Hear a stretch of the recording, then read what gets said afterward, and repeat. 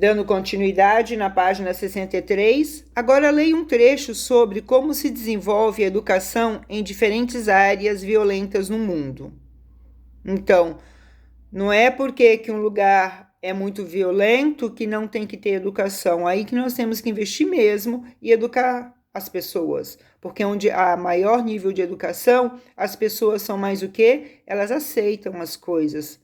Elas são mais permissivas e aprendem a respeitar, a se dar o respeito e a aceitar as diferenças. Vocês vão ver muito disso. Infelizmente, em vários países do mundo, crianças estudam em áreas afetadas pela guerra ou por conflitos, que tornam extremamente difícil tanto o ato de ensinar como de aprender. Algumas organizações acumulam aprendizados sobre como organizar a jornada escolar em campos de refugiados ou em territórios em disputa. Caso do Unicef e do Acnur, que mantém escolas com bom nível de ensino na faixa de Gaza, que está sempre em conflito. Mas o mais triste é que em países que não são afetados por formas tão drásticas de conflitos como essas, muitos alunos perdem aulas por guerras entre facções rivais do tráfico ou por incursões da polícia para enfrentar traficantes dentro de seu território. Nós vimos muito isso aqui no Brasil, né? Quando há intervenção e lutas de gangues e disputas de território aonde? Nas favelas, nos morros, né? Recentemente, no Rio, particularmente na Maré, isso tem sido frequente. Com isso, dois problemas relacionados vêm crescendo. Por um lado, os alunos não conseguem aprender como deveriam, dados os inúmeros dias sem aulas. E por outro, o modelo de sucesso das crianças e adolescentes passa a ser o do senhor das armas, normalmente o traficante. Não quer dizer que você tenha uma dificuldade vai impedir você de estudar.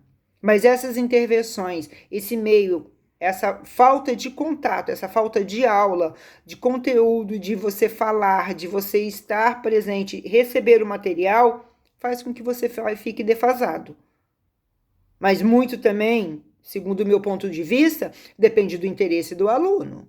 Se ele estuda, se ele vai atrás, se ele procura saber, ele aprende. Ninguém é incapaz. Tudo depende da sua força de vontade. Se você tem força de vontade, se você quer, vamos pegar lá, não vamos ter guerras, vamos lá para o Nordeste. As crianças andam quantos quilômetros para chegar à escola? E quantas que se esforçam, estudam muitas vezes quase que sozinhas. Eles conseguem. As nossas melhores pontuações estão direcionadas a eles. Por quê? Pelo empenho. Então, tudo depende também do interesse do aluno. Vamos lá no nono ano, vamos correr atrás do prejuízo. Nós podemos, mas nós temos que ter interesse, tá? Não vamos jogar culpa tudo no sistema. O brasileiro tem essa mania de jogar culpa no sistema. Não. Nós temos que carregar nossas responsabilidades também, tá? Para falar sobre a educação em lugares diferentes, o autor compara a realidade de dois lugares. Que lugares são esses? A faixa de Gaza e o Rio de Janeiro.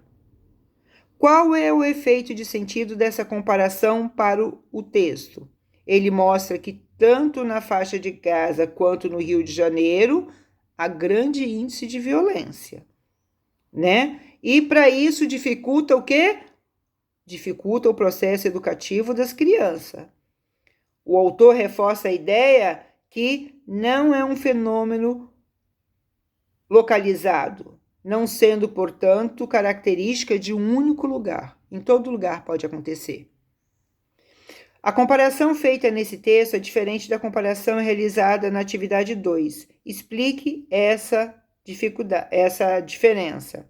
No texto acima, foram comparados dois elementos em comum, dois elementos semelhantes, E no texto 2, houve o que? A comparação de contraste entre dois elementos diferentes, tá? Então, na página 63, e na próxima aula nós vamos elaborar um artigo de opinião para vocês.